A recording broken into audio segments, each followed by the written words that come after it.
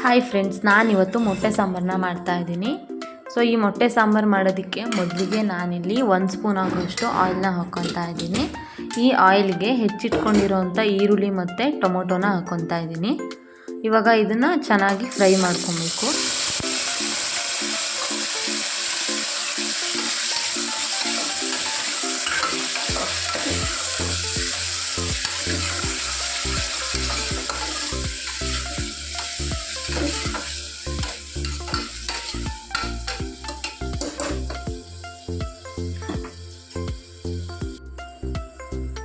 ಒಂದೆರಡು ನಿಮಿಷ ಚೆನ್ನಾಗಿ ಫ್ರೈ ಆದಮೇಲೆ ಅರ್ಧ ಇಂಚಷ್ಟು ಶುಂಠಿ ಹಾಗೆ ಒಂದು 5ರಿಂದ 6 ಬೆಳ್ಳುಳ್ಳಿನ ಹಾಕ್ಕೊತಾ ಇದ್ದೀನಿ. ಇದನ್ನು ಕೂಡ ಚೆನ್ನಾಗಿ ಫ್ರೈ ಮಾಡ್ಕೊಳ್ಳಿ ಎಣ್ಣೆಯಲ್ಲಿ.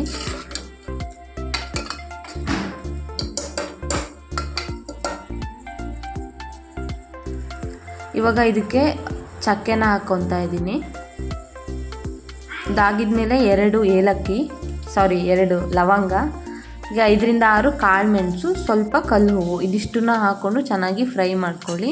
ತಾಗಿದ್ಮೇಲೆ ಅರ್ಧ ಸ್ಪೂನಷ್ಟು ಸೋಂಪನ್ನ ಹಾಕ್ಕೊಳ್ಳಿ. ಅದೆಲ್ಲ ಹಾಕಿ ಚೆನ್ನಾಗಿ ಫ್ರೈ ಆಗಿದ್ಮೇಲೆ 1 ಸ್ಪೂನಷ್ಟು ಧನಿಯಾ, ಹಾಗೆ 1 ಸ್ಪೂನಷ್ಟು ಖಾರದ ಪುಡಿ ಬಂದು ನಿಮ್ಗೆ ಎಷ್ಟು ಖಾರ ಬೇಕು ಅಷ್ಟು ನೋಡಿ ಹಾಕ್ಕೊಳ್ಳಿ.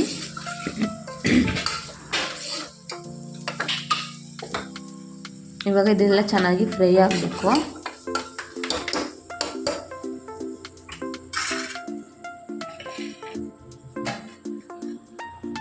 ಒಂದೆರಡು ನಿಮಿಷ ಚೆನ್ನಾಗಿ ಫ್ರೈ ಆದಮೇಲೆ ಇದಕ್ಕೆ ನಾನಿಲ್ಲಿ 2 ಸ್ಪೂನ್ ಆಗೋಷ್ಟು ತೆಂಗಿನ ತುರಿನ ಯೂಸ್ ಮಾಡ್ತಾ ಇದ್ದೀನಿ. ಆ ತೆಂಗಿನ ತುರಿನ ಜಾಸ್ತಿ ಹಾಕೋಬೇಡಿ, ಸ್ವಲ್ಪನೇ ಯೂಸ್ ಮಾಡಿ. ಇವಾಗ ಇದೆಷ್ಟು ಎಲ್ಲದನ್ನೂ ಕೂಡ ಮತ್ತೆ ಒಂದು ಸಲ ಮಿಕ್ಸ್ ಮಾಡ್ಕೊಬೇಕು ಚೆನ್ನಾಗಿ.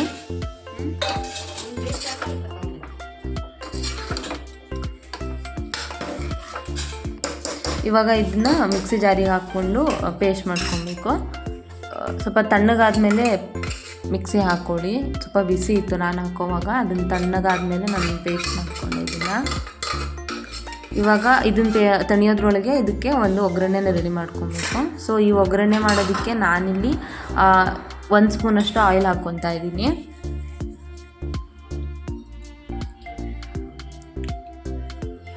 ಈ ಆಯಿಲ್ ಬಿಸಿ ಆಗಿದ್ಮೇಲೆ 1 ಸ್ಪೂನಷ್ಟು ಸಾಸಿವೆನ ಹಾಕ್ಕೊತಾ ಇದ್ದೀನಿ.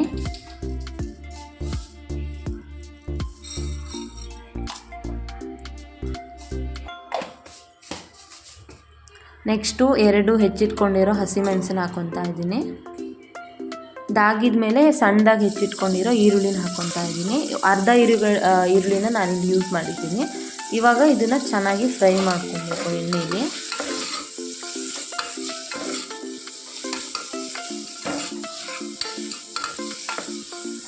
ಇವಾಗ ಇದೆಲ್ಲ ಚೆನ್ನಾಗಿ ಫ್ರೈ ಆಗಿದ್ಮೇಲೆ ಇದಕ್ಕೆ ನಾವೇನು ರೆಡಿ ಮಾಡಿ ಇಟ್ಕೊಂಡಿದ್ವಲ್ಲ ಮಸಾಲಾನ, ಸೊ ಅದನ್ನು ಇವಾಗ ಹಾಕ್ಕೊತಾ ಇದ್ದೀನಿ.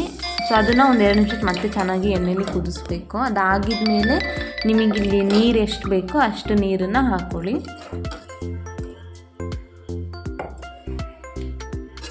ನಾನಿಲ್ಲಿ ನನಗೆಷ್ಟು ಬೇಕು ನೀರು ಅಷ್ಟನ್ನು ನಾನು ಆ್ಯಡ್ ಮಾಡ್ಕೊತಾ ಇದ್ದೀನಿ. ಸೊ ನಿಮಗೆ ಎಷ್ಟು ಬೇಕು ನೀರು ಅಷ್ಟನ್ನು ನೋಡಿ ಆ್ಯಡ್ ಮಾಡ್ಕೊಳ್ಳಿ ನೀರನ್ನು. ನೋಡಿ ತುಂಬ ದಪ್ಪ ಇದೆ, ಸೊ ಹಾಗಾಗಿ ನಾನಿಲ್ಲಿ ನೀರನ್ನ ಆ್ಯಡ್ ಮಾಡ್ಕೊತಾ ಇದ್ದೀನಿ ಮತ್ತೆ.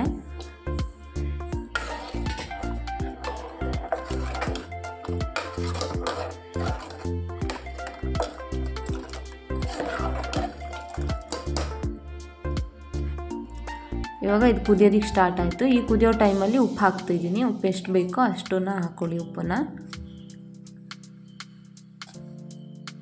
ಸೊ ಆ ಮಸಾಲೆ ಏನಿದೆ ಹಸಿ ವಾಸನೆ ಕಂಪ್ಲೀಟಾಗಿ ಹೋಗಬೇಕು. ಒಂದು 5ರಿಂದ 6 ನಿಮಿಷ ಚೆನ್ನಾಗಿ ಇದನ್ನು ಕುದಿಸ್ಬೇಕು. 10 ನಿಮಿಷ ಆದರೂ ಓಕೆನೆ. ಇವಾಗ ನಾನಿಲ್ಲಿ ಗರಂ ಮಸಾಲನ ಹಾಕ್ಕೊತಾ ಇದ್ದೀನಿ. ಸೊ ಬೇಕಾದರೆ ನೀವಿಲ್ಲಿ ಚಿಕನ್ ಮಸಾಲ ಕೂಡ ಆ್ಯಡ್ ಮಾಡ್ಬೋದು. ನಾನಿಲ್ಲಿ 1 ಸ್ಪೂನ್ ಆಗೋಷ್ಟು ಗರಂ ಮಸಾಲನ ಆ್ಯಡ್ ಮಾಡ್ತಿದ್ದೀನಿ. ಸೊ ಇದು ಕಂಪ್ಲೀಟ್ ಆಲ್ಮೋಸ್ಟ್ ಕುದ್ದಿದೆ ಸಾಂಬಾರು. ಸೊ ಈ ಕುದಿಯೋ ಟೈಮಲ್ಲಿ ಮೀಡಿಯಮ್ ಫ್ಲೇಮ್ನಲ್ಲಿ ಇಟ್ಕೊಂಡು, ಅಂದರೆ ಸಣ್ಣ ಉರಿಲಿ ಇಟ್ಕೊಂಡು, ಸೊ ಮೊಟ್ಟೆನ ಒಡೆದು ಹಾಕ್ಕೊಬೇಕು. ನಾನಿಲ್ಲಿ 4 ಮೊಟ್ಟೆನ ಯೂಸ್ ಮಾಡ್ತಾಯಿದ್ದೀನಿ. ನೋಡಿ ಚೆನ್ನಾಗಿ ಕುದೀತಾ ಇದೆ ಸಾಂಬಾರು. ಸೊ ಇದನ್ನು ಮೀಡಿಯಮ್ ಫ್ಲೇಮ್ನಲ್ಲಿ ಇಟ್ಕೊಬೇಕು ಇವಾಗ.